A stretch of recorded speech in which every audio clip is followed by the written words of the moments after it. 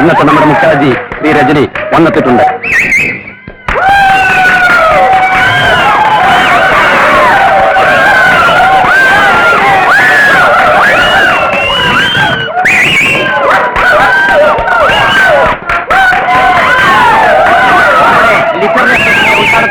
ഞാൻ ശ്രീ രജനിയെ ക്ഷണിച്ചുകൊള്ളുന്നു.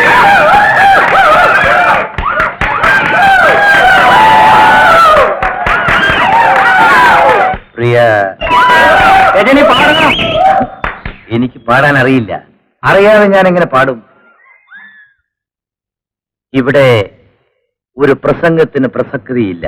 നിങ്ങളുടെ കോളേജിൽ വരാൻ കഴിഞ്ഞതിൽ എനിക്ക് അതിയായ സന്തോഷമുണ്ട്. നമസ്കാരം.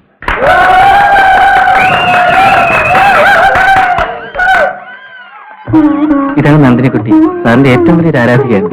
BA മലയാളം സെക്കൻഡ് ഇയറിന് പഠിക്കുന്നു. ഓഹോ, അപ്പൊ നിങ്ങളുടെ കൂലാണോ അവിടെ ഉറക്കെ കേട്ടത്? സാറിന്റെ എല്ലാ കൃതികളും നന്ദിനിക്കുട്ടി വായിച്ചിട്ടുണ്ട്. നന്ദിനി കാരണം ഞാനും ചിലതൊക്കെ വായിച്ചു. ഓഹോ, അങ്ങനെയാണ്. ഈ ഓട്ടോഗ്രാഫിൽ എന്തെങ്കിലും എന്താണ് എഴുതേണ്ടത്? എന്തെങ്കിലും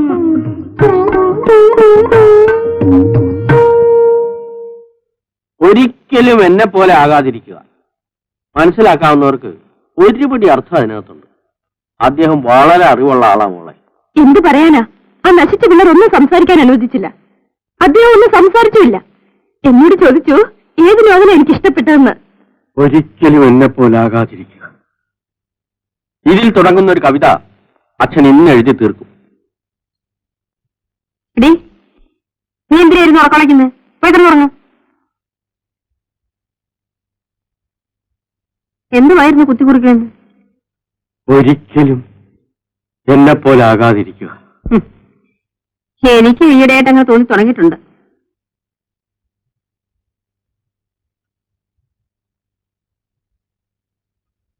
കഥ ഞാൻ പറയാം, ശ്രദ്ധിച്ചു കേൾക്കണം. ആ, രാജനും ഗീതയും തമ്മിൽ ഇഷ്ടത്തിലായിരുന്നു. എന്റെ ചേച്ചി ഇഷ്ടം എന്ന് വെച്ചാ നന്ദിനിക്കുട്ടി, എന്താ കൂട്ടാ, സുഖമല്ലേ? ഇഞ്ഞൊന്ന് അച്ഛനും അമ്മ ഇവിടെ ഇല്ല. അറിഞ്ഞു, അതുകൊണ്ടാണ് ഇപ്പം വന്നത്. ആ, നീ പോയിട്ട് ഒരു പാക്കറ്റ് സേർട്ട് വാങ്ങിട്ട് വേണം. Gold flake. ആ, നിലയിൽ ഇവിടെ നിന്നല്ല, അങ്ങ് അമ്പലത്തിനടുത്ത് കേട്ടോ. പതുക്കെ വന്നാൽ മതി. എനിക്ക് സ്വീറ്റ് വേണ്ടിയിട്ടൊന്നുമല്ല, നമ്മുടെ സംസാരം അവൻ കേൾക്കണ്ടെന്ന് കരുതിയിട്ട. ലത പോയതോടെ ഞാൻ വീട്ടിലൊറ്റയ്ക്കായി. അവളെന്നോട് നന്ദിനിക്കുട്ടി പറഞ്ഞതൊക്കെ പറഞ്ഞു. നന്ദിനിക്കുട്ടി പറഞ്ഞത് എനിക്ക് ശരിക്കും മനസ്സിലായി. ഞാനും ആലോചിച്ചു, ശരിയാണ്, ഞാൻ സിഗരറ്റ് വലിക്കും. നന്ദിനിക്കുട്ടിക്ക് സിഗരറ്റിന്റെ മണം പോലും ഇഷ്ടമല്ല. ഞാനൊരു പട്ടാളക്കാരനാ, വല്ലപ്പോഴൊക്കെ ഇത്തിരി കഴിക്കും. നന്ദിനിക്കുട്ടി ഇഷ്ടപ്പെടുന്ന ഒരു ഭർത്താവാകാൻ എനിക്കൊരിക്കലും കഴിയില്ല. എനിക്ക് ആവശ്യം ഞാൻ ഡ്യൂട്ടി കഴിഞ്ഞ് വരുമ്പോ ചപ്പാത്തിയും കുറുമയും ഒക്കെ വെച്ചു തരാൻ പറ്റിയ ഒരു പെണ്ണിനെയാണ്. നന്ദിനിക്കുട്ടി പഠിത്തമുള്ളതാണ്. നന്ദിനിക്കുട്ടിക്ക് ഒരു പട്ടാളക്കാരനേക്കാൾ നല്ല ഭർത്താവിനെ കിട്ടും. ഞാനെന്തിനാ വെറുതെ നന്ദിനിക്കുട്ടിയെ ഇവിടുന്ന് കൊണ്ടുപോയി ഒരു ജീവിതം തെളിക്കുന്നു? അമ്മാവനും അമ്മായിക്കും അതറിയില്ല. ലീവ് ക്യാൻസൽ ചെയ്ത് ഞാൻ മറ്റന്നാൾ പോവാണ്.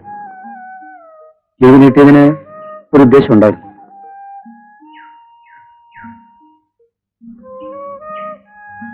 പക്ഷെ നന്ദിനിക്കുട്ടിയോടൊന്നും എനിക്ക് സ്നേഹം മാത്രമേ ഉള്ളൂ.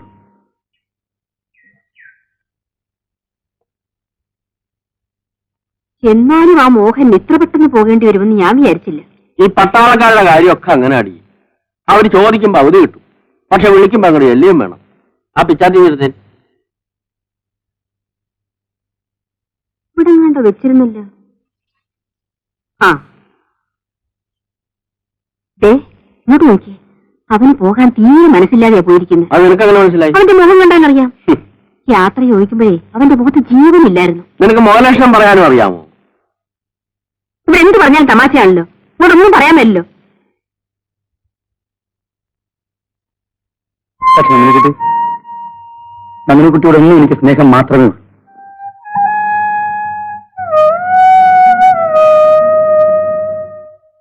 അപ്പോ ഗോപാലവന്റെ മകനാണല്ലേ? ഞങ്ങൾ ഒരുമിച്ച് പഠിച്ച് കളിച്ച് വളർന്നവരാ. മേനോന് സുഖം തന്നെയാണല്ലോ അല്ലേ? അതെ, അച്ഛനിപ്പോ ബിസിനസ് ആയിട്ടൊക്കെ കഴിയുകയാണ്.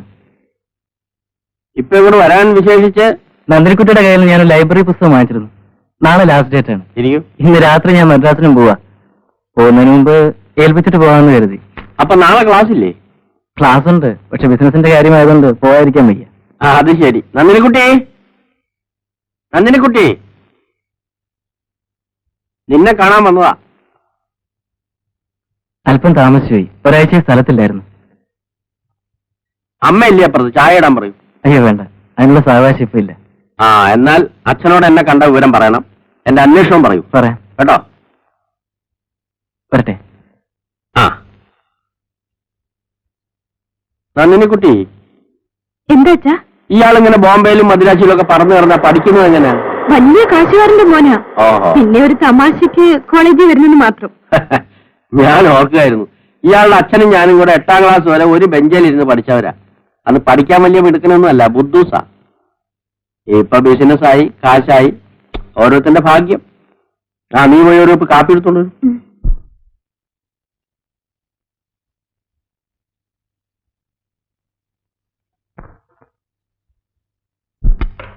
ആ, തടുത്ത എന്റെ രാശി. ദേ, മോഹന്റെ കത്ത് വന്നിട്ടുണ്ട്. പ്രിയപ്പെട്ട അമ്മാവനും അമ്മായിയും അറിയുന്നതിന് നന്ദിനിക്കുട്ടിയുടെ ജാതകം എത്രയും വേഗം എന്റെ പേർക്ക് അയച്ചു തരണം. വിശദ വിവരങ്ങൾ പിന്നാലെ എന്ന് മോഹൻ. നീ എന്താ അല്ലാതെ? അല്ല, മോഹൻ ഇപ്പൊ എന്തിനാ നന്ദിനിക്കുട്ടിയുടെ ജാതകം? ആ, വല്ല കാരണവും കാണുമായിരിക്കും. അല്ലല്ല, എന്തോ കാര്യമുണ്ട്. ഞാൻ അന്നേ പറഞ്ഞില്ലേ അവൻ വല്ലാതെ യാത്ര പറഞ്ഞത്. ഒന്ന് ചുമ്മാതിരി എന്റെ ശാരി.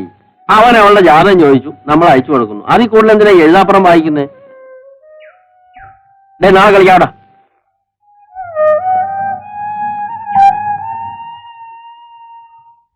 എന്നാലും അത് ഇത്തരക്കാരിയാണെന്ന് ഞാൻ കരുതിയില്ല. എന്താടി അവൾ കല്യാണം കഴിച്ചു പോകുന്ന നിനക്ക് ഇത്ര കണ്ണുകടി? എനിക്ക് കണ്ണുകടിയായിട്ടൊന്നുമില്ല. പക്ഷേ പോകുന്നതിന് മുമ്പ് ഒരു വാക്ക് നമ്മോട് ചോദിക്കാമായിരുന്നു. ലോകം അങ്ങനെയാ, ഭർത്താവിനെ കണ്ടു കഴിഞ്ഞാൽ എല്ലാം മറക്കും. അതിനു മുമ്പ് ആന വാചകം. നന്ദിനിക്കുട്ടി, ഒരു നിമിഷം. ഞാനിപ്പോ വരാം. Excuse me.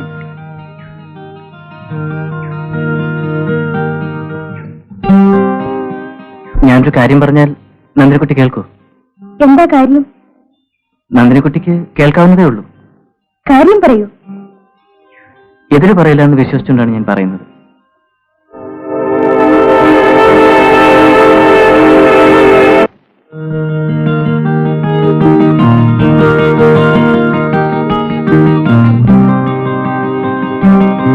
വരൂ. ഈ വീട്ടിൽ വരുന്ന അതിഥികൾക്ക് ചില പെരുമാറ്റച്ചട്ടങ്ങളൊക്കെ ഉണ്ട്. വരൂ.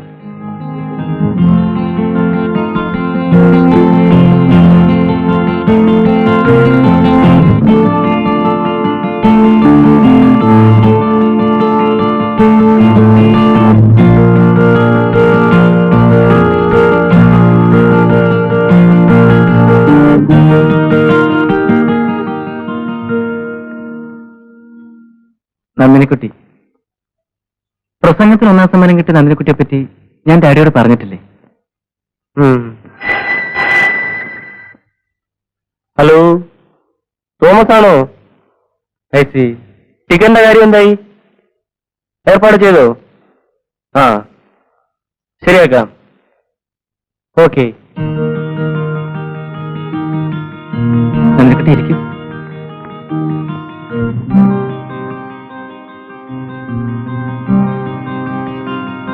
എന്റെ ഡാഡി എങ്ങനെയുണ്ട്? ഈ വീട്ടിൽ എന്നോട് ഏറ്റവും കൂടുതൽ സംസാരിക്കുന്നത് ഡാഡിയാണ്. എങ്ങനെ ഇരിക്കും? ഇതിനുള്ള ബോറടി ഒന്ന് കുറഞ്ഞു കിട്ടാനാണ് ഞാൻ കോളേജിൽ വരുന്നത്. ചന്ദ്രന് അമ്മയില്ലേ? ഞാൻ അമ്മയെ കണ്ടിട്ടില്ല. എന്നെ പ്രസവിച്ചോടെ അമ്മ മരിച്ചു.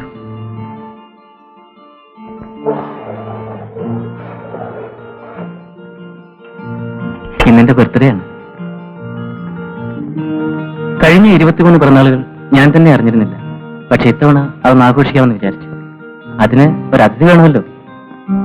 ആ അതിഥിയാണ് നന്ദിനിക്കുട്ടി. നന്ദിനിയോട് കഴിക്കും. അതെ, കൽക്കട്ടയ്ക്കുള്ളത് നാളെ ഡിസ്പാച്ച് ചെയ്താൽ മതി. ഞാൻ വിളിച്ച് പറഞ്ഞിട്ടുണ്ട്. ഫ്ലൈറ്റ് ടിക്കറ്റും റിസർവ് ചെയ്തിട്ടുണ്ട്. പിന്നെ അലൈറ്റ് പ്രോഡക്ട്സിന് ഒരു 25,000 പാക്കറ്റുകൾ വേണം. അതെ. ആ, ഡാഡിയാണ്. ഞങ്ങളുടെ സംസാരം മിക്കവാറും ഫോണിലൂടെയാണ്. ഈ ടെസ്റ്റ് ട്യൂബ് ബേബി എന്നൊക്കെ പറയുന്ന പോലെ ഞാൻ ഡാഡിയുടെ ടെലിഫോൺ ബേബിയാണ്. അയ്യോ, 5 മണിക്കാണ് ലാസ്റ്റ് ബസ്. അതിനെന്താ, ഒരു 10 മിനിറ്റ് നമുക്ക് പോകാമല്ലോ. നന്ദിനിക്കുട്ടി ചർച്ച കണ്ടില്ലല്ലോ, വരും.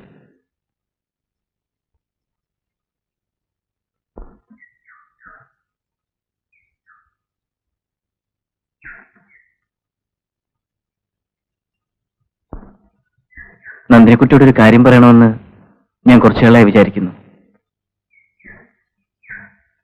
ഇപ്പോൾ പറയുന്നുണ്ട് തെറ്റില്ലാന്ന് തോന്നുന്നു.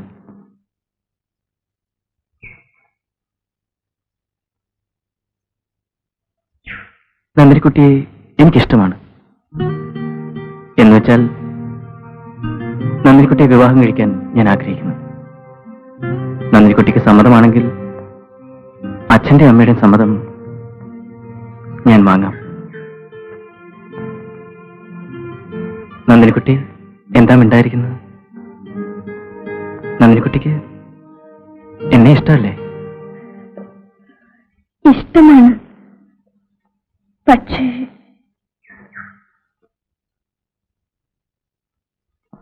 നന്ദിനിക്കുട്ടിയെ കണ്ട നാൾ മുതൽ എന്റെ മനസ്സിൽ സൂക്ഷിക്കുന്ന ഒരു ആഗ്രഹമാണിത്.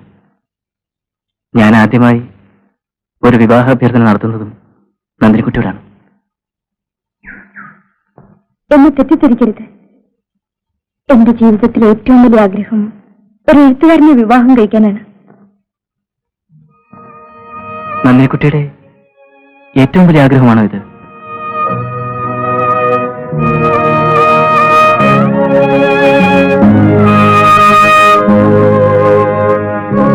എങ്കിൽ ഞാൻ പറഞ്ഞ വാക്കുകൾ തിരിച്ചെടുക്കുന്നു. നന്ദിനിക്കുട്ടിയുടെ ഈ വലിയ ആഗ്രഹത്തെ മറികടക്കാൻ ഞാൻ ഇഷ്ടപ്പെടുന്നില്ല. ഓ, 10 മിനിറ്റ് കഴിഞ്ഞു, തിരിച്ചു പോണ്ടേ?